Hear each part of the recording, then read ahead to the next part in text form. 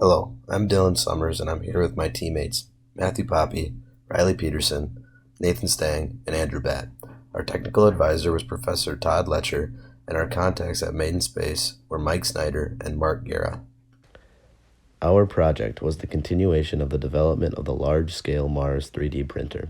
The 3D printer was originally designed to print a mixture of sand and plastic and was used in the NASA Mars Habitat Challenge. The goal was to print a large civil structure on another planet with minimal feedstock being transported from Earth to minimize costs. This aids in NASA's goal of building a colony on another planet. Using sand from the destination planet decreases the cost of transportation of building materials. Additionally, using a 3D printer makes it possible to build these structures remotely from Earth without requiring the presence of humans.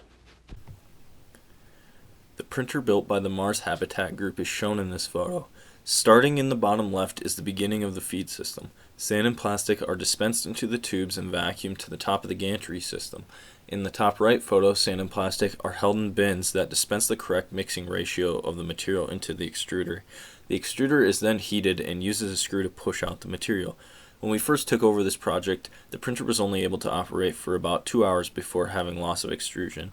Some other common issues that were being experienced included wire connection failure, extruder motor failure, material movement stoppage, poor print bed adhesion, and print warping.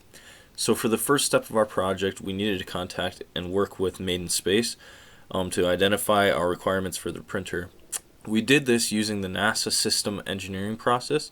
Our major requirements were determined to be able to print a large structure relevant to a lunar mission and print continuously for 24 hours.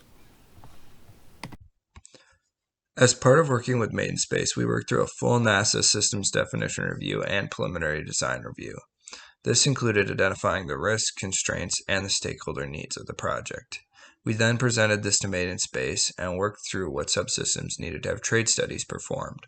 A trade study is a cost-benefit analysis on a particular subsystem that looks at multiple solutions.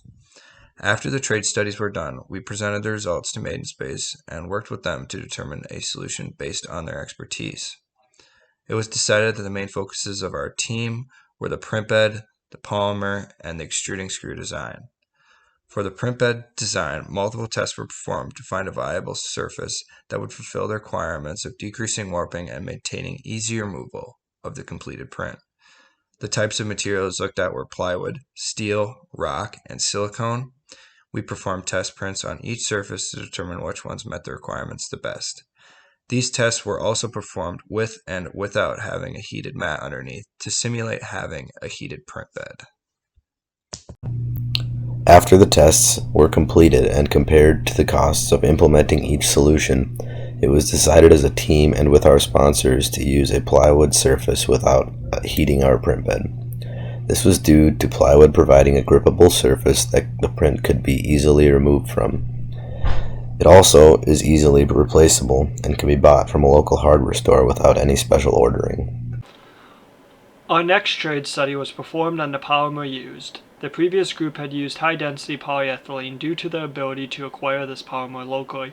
After researching, it was determined that high-density polyethylene was known to cause excessive warping when used in 3D printing applications. After discussions, it was decided to use linear low-density polyethylene. This was based on linear low-density polyethylene having a lower density, melt flow index, warping rate, and transition temperature, along with industry experience from Made in Space. Our last major trade study was focused on the design of the screw for the extruder.